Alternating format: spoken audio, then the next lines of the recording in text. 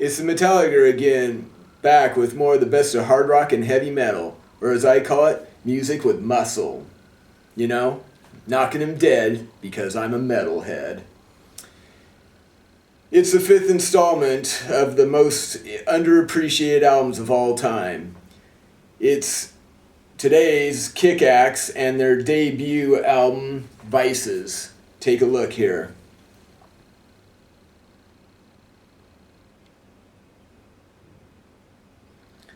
Okay, now, Kick-Axe are a band from Saskatchewan, Canada, and they were formed by guitarist Larry Gilstrom, bassist Victor Langen, and his drummer brother Gary.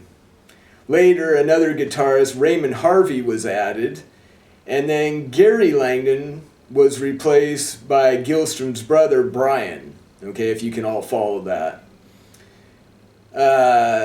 And he was replaced when the band decided to move to Vancouver, Canada. Soon a vocalist was brought in and the band started to make some inroads.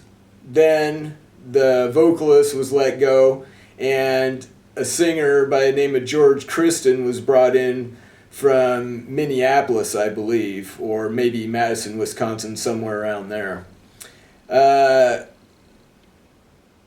And Christen, by the way, he was also once slated to become Black Sabbath singer during the early '80s there.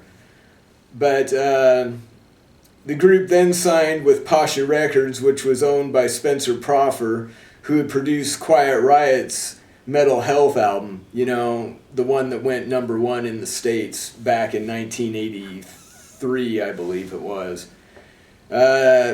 They then toured with Judas Priest, Whitesnake, and bandmates Quiet Riot after that. The 1984 Vices is straight up party metal full of hurricane winds and howling thunder. It's energetic, has clean production, it's got guitars, drums, big choruses, which make for high quality mainstream metal. It kicks off with Heavy Metal Shuffle, which was actually their first single, I believe. And I'll give you just a little sample of that, if I got everything set up.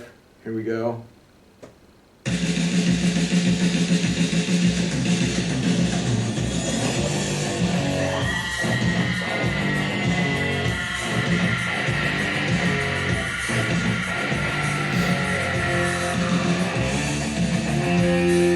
All right, how do you like that Rob Halford-inspired scream there? And the pounding drums. Next up comes Vices, again drums, guitars, and it's all attitude. Here we go. Play that for you. Maybe a little faster.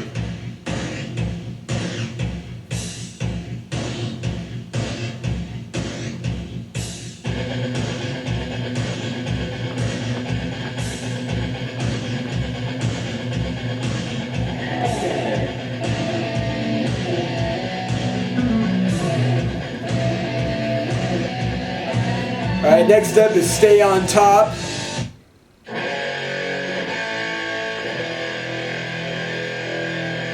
And this rollicking little number segues into Dreaming About You. It's going to come after this one in a second.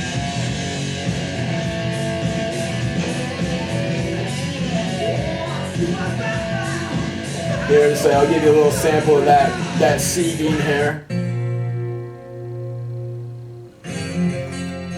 Now it's seguing into Dreaming About You, which is okay for a ballad.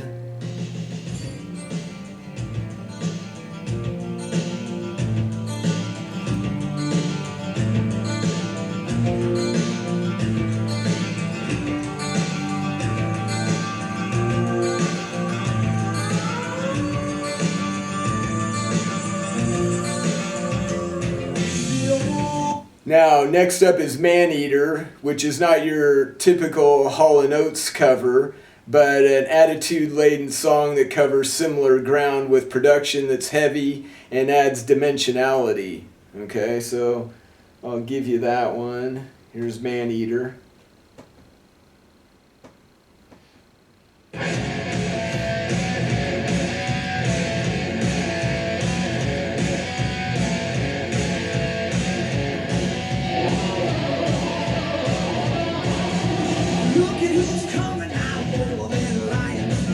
Alright, next up is On the Road to Rock, which is their anthem song for this album. Right to Ya.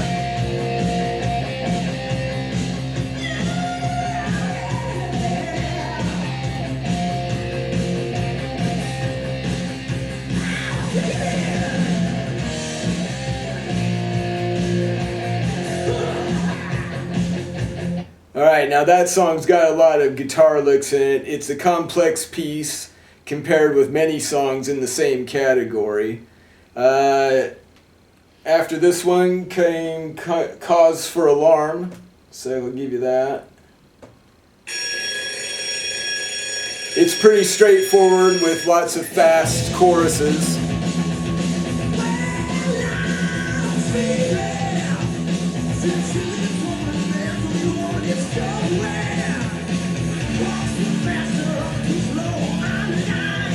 Alright, and then Alive and Kickin' is a simmering rebellion of a song. And I like this song for the last bit here, just so I'll play a little of the intro and then I'll play the last bit for you, which I really love. Oops.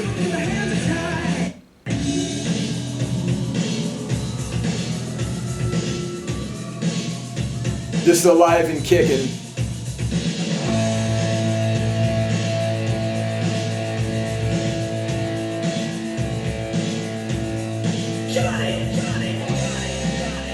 Alright, get the idea there. Just now I'll get to the last part.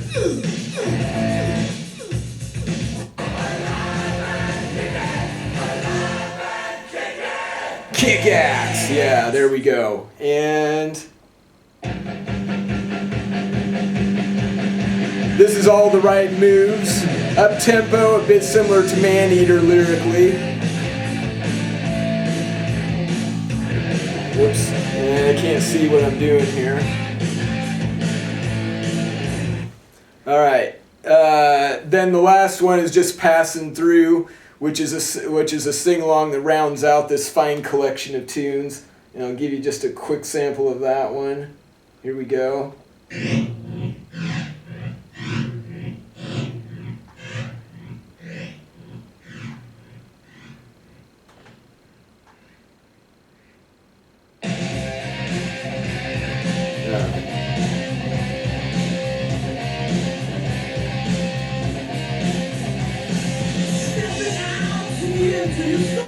Alright, so that's just a little bit of sample of Just Passing Through. On the cassette version, there's a Humble Pie cover of 30 Days in the Hole that's supposed to be pretty good. I have the cassette version back home, but I don't remember ever hearing it on my cassette, so and I haven't checked it out on YouTube or anything. But this album is well paced. It isn't a mind bender like Rage for Order, and lyrically can be a little weak, but with party rock, it's all about energy and attitude, ain't it? Ain't it? I dare you to listen to this album without shaking your head and tapping your toes. The band also wrote songs for King Cobra, which was Hunger and Piece of the Rock, in addition to Running Wild in the Streets, which is what Wasp covered on the Electric Circus album, I believe. So they had talent. The second album they did was called Welcome to the Club, and which was competent but more radio oriented, and it turned a lot of people off, including yours truly here.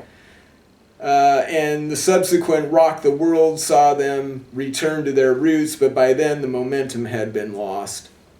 So Vices is a bit hard to find these days, but it's worth it. Okay, check it out. You won't be disappointed. Y'all take it easy. Metalligger says, see ya!